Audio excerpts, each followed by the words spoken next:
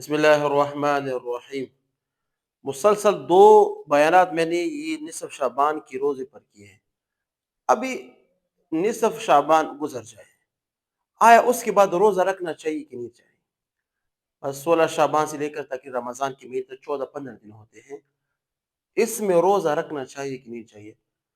حدیث میں صاف آیا ہے، حدیث میں اللہ کے رسول صلی اللہ علیہ وسلم کہ نصف شعبان کے بعد روزہ آپ مت رکھیے، لا تصوموا کے الفاظ آئے ہیں۔ غالب مسلم شریف کی روایت ہے کہ نصف شعبان کے بعد پہ روزہ آپ مت رکھیے۔ اس کی وجہ کیا ہے؟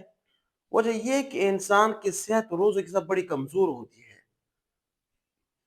آپ عموماً دیکھتے جب رمضان شروع کی میں تھوڑے انسان رکھ سکتے، جب آخری عشر میں انسان بڑا کمزور سا بن جاتا ہے، وہ طاقت ختم ہو جاتی ہے۔ تو مسلسل روزہ رکھنے سے کیا ہوتا ہے؟ آپ نے شعبان کی مسلسل روزے رکھ لیے تو آپ رمضان کے مہینے کے روزہ رکھنے میں اپنے آپ کو کیا ہوگا؟ کمزور محسوس کریں گے۔ حالانکہ رمضان مہینے کی فضائل بہت زیادہ آئے ہیں، تو اس وقت شریعت نے منع کی کہ آپ نصف شعبان کے بعد روزہ مت رکھیں۔ ایک تو یہ بات ہوئی ہے۔ اب ایک بندہ ہے وہ ہر پیر اور جمعرات کا روزہ رکھتا ہے، سنت بھی ہے، تو وہ نصف شعبان کے بعد پیر اور جمعرات کا روزہ رکھ سکتا ہے، اور جس کی عادت نہیں ہے نا وہ پہ نہیں رکھ سکتا۔ عموماً ہمارے جو پختون علاقوں میں اس طرح ہے کہ 30 شعبان کو جب مثال 29 شعبان کو جب چاند نظر نہیں آتا تو اکثر لوگ 30 شعبان کو روزہ رکھتے ہیں۔ پھر کیا کہتے ہیں؟ اگر چاند نظر آ گیا تو فرض روزہ، اگر نہیں آیا تو نفل روزہ، ایسے بولتے ہیں نا، چاند نظر آ گیا تو فرض روزہ، نظر نہیں آ گیا تو نفل، یہ گناہ ہے، یہ روزہ نہیں ہوتا۔ یہ کس طرح آ گیا؟ اللہ کے رسول کی صاف صاف حدیث ہے کہ آپ رمضان کے مہینے سے پہلے 29 اور 30 شعبان کو روزہ مت رکھیں۔ شک والا روزہ منع فرمائے، یہ شک والا روزہ ہے، یا تو یہ کیا ہے۔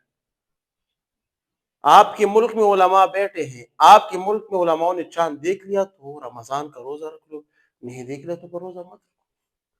تو آج کا جو ہمارا بیان تھا، جو میرا آج کچھ پوائنٹ میں بتانا چاہتا تھا کہ نصف شعبان کے بعد روزہ رکھنے کی پھر ضرورت نہیں ہے۔ جو رکھتے ہیں نا، اور خاص کر ہمارے یہاں پر علاقوں میں 29 شعبان کو روزہ رکھتے ہیں، یہ شک والا روزہ ہوتا ہے۔ اگر چاند نظر آ گیا تو یہ، اگر نہیں آیا تو پھر یہ کیا ہے؟ کچھ بھی نہیں ہے، شریعت نے اس کو منع فرمایا ہے۔ ٹھیک ہے نا؟ وجہ کیا بتایا آپ کو میں نے پہلے کہ صحت کی کمزوری۔ کیا وجہ بتایا؟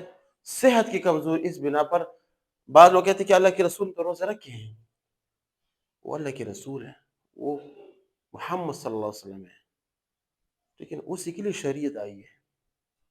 اس کے بعد اب چھوڑو، وہ اللہ کے رسول کا ایک مقام ہے، ایک درجہ ہے، ہم اس درجے تک نہیں پہنچ سکتے۔ وہ اللہ کے رسول کی خواصیات میں سے ہیں۔ جیسے اللہ کے رسول کے لیے 11 بیوی کی اجازت تھی، ہمارے 4 سے زیادہ نہیں ہے۔